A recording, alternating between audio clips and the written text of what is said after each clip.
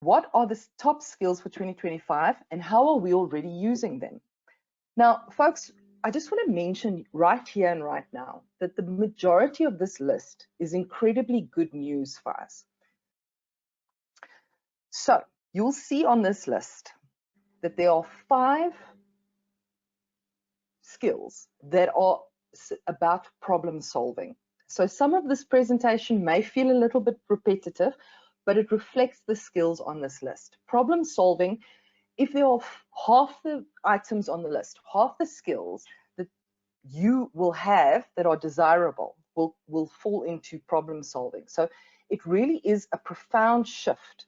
It's not necessarily about the skill set anymore or about the knowledge, but the ability to solve problems. And if we look at the world, that makes sense. There are many problems and problem solvers will become much more valuable. The next thing is self-management. I think to be successful, you need to be able to deal with what's happening around you. So that didn't come as a huge surprise. There is one skill set specifically regarding how to work with other people. And then there are 2 that have to do with technology. And I think why it's important to highlight this is people are so concerned about what's happening with technology and quite fearful about what that means for their future employability. But as you can see, there are only 2 specific skills that are directly linked to technology. So I think that's quite a positive. Before I go on to the list, I just want to mention that the source of this list is the World Economic Forum. And they get together the top CEOs and the top HR professionals in the world, and they compile this list. So this is a shopping list of what they are looking for when they recruit potential high-value employees. So let's quickly just run down the list. And like I said, going after that, we'll get into the detail of what each one means and how we can use them.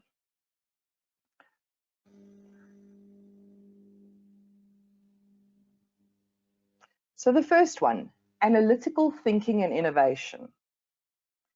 Then we've got active learning and learning strategies. And I just want to thank you for joining this session because you are an active learner today. And I hope I can give you some insights on how to improve your learning abilities. The third one is complex problem solving. Then we've got critical thinking and analysis, creativity, originality and initiative, leadership and social influence, technology use, monitoring and control, technology design and programming, resilience, stress tolerance, and flexibility. And last but not least, reasoning, problem solving, and ideation. So you can see that the color coding is available there to show you how these skills are reflected in the overall bundle. So how do we build new skills? I think it's very important, much like we were taught to read and write, we were never taught to listen. Very few of us were taught how to learn. And I just want to share a couple of basic elements with you that you can apply in practice that will help you learn more efficiently. But before I do that, I just want to talk to you. This quote really spoke to me when I put this presentation together. Knowledge is not power. It is only potential. Applying that knowledge is power. Understanding why and when to apply the knowledge is wisdom. You can be on this webinar with me today, but if you don't apply something, it's only potential. And we need to start looking at the knowledge we have access to, not as power, but as potential. So I'm sure a lot of you have seen this little pyramid about how we learn, but I think it's important at this point to emphasize the ways that we can learn and what is the most efficient. So you only retain 10% of what you've read, okay, which is shocking. I can't actually think it's only 10%, but that is what it is. So let's say you are reading the report on your boss's desk. You're going to retain 10%. If you sit in a meeting where they discuss the report, you're adding an additional 20%. Okay. When we look and see things that we look at, your brain, 40% of your brain is geared towards visual information. So it makes sense to me that what we see is much more effective when we retain information. So today, while you've been sitting here with me, you've done a little bit of reading, you've done listening, you've done looking. Okay, so we're not doing too badly today. So that puts us here at 50% because you're listening to me and you're seeing me. But look at this. This is where the magic happens. 70% of what we discuss with others is retained. Okay, so we underestimate the importance and the value of having discussions, asking questions. So not only sitting in the meeting, but participating. This is where you have the real retention. And then 80% of what we do. So if you look at how you can retain that information, this gives you some strategies. And remember that the repetition is immensely important. Anything you want to retain has to be repeated. There are also different levels when you start learning. Okay. Now, I love the comparison when we talk about learning how to drive a car. And I hope that this example resonates with you. The first stage is unconscious incompetence, which means I'm a passenger, I might be a teenager, I'm not really interested in how a car works, I don't even know what I don't know.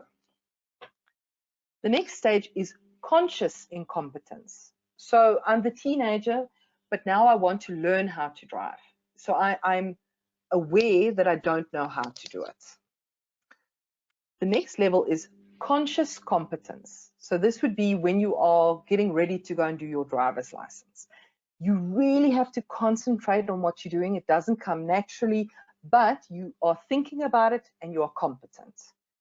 And then the next level, unconscious competence, when things just come naturally and they're automatic.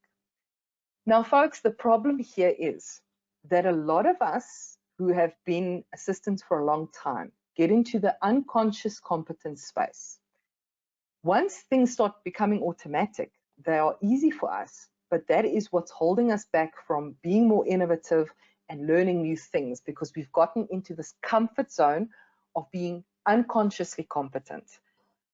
This is very, I realized this in myself when I looked at how I was doing diary management. It became so autopilot that one day I said to myself, I need to look at this with fresh eyes and a fresh approach. And only then was I able to optimize. But I think this is a real risk for any long-term assistants to just be aware of. So I want to talk to you about why we don't learn, why we don't open ourselves to learning opportunities, why we're not acquiring the skills that we need. I think we've touched on one of the most important things is that autopilot mode. Why would I change anything if it's working? But just because it's working now doesn't mean it's future-proof. So autopilot is problem number one. The other thing is your comfort zone. When you learn something new, your brain is forming new neural connections, and physically that creates discomfort. Learning something new doesn't mean you look good while you're doing it. So there's a level of embarrassment. There's a level of feeling vulnerable and exposed. So a lot of us don't want to explore new things because we don't want to face those feelings. And then there's often a level of a lack of self-esteem. I'm not smart enough to do this. They'll never pay for an assistant to go and do this. So there's a lot of that negative self-talk as well. So these are what the stumbling blocks are for acquiring these future skills. So how do we build the required skills? One of the easiest ways is to read blogs, news, business materials, industry books, whatever you can lay your hands on. It does two things. It improves your knowledge bank, but it also improves your own communication skills. So this is handy. But remember, we said reading is only 10% of what you retain. So it's not a highly effective tool, but it's a great tool and it's an easily accessible tool. Watch online content, webinars, on-demand material, YouTube.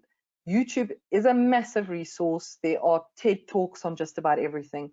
So explore that online content. Again, it brings about 50% retention because you are hearing it and you're seeing it.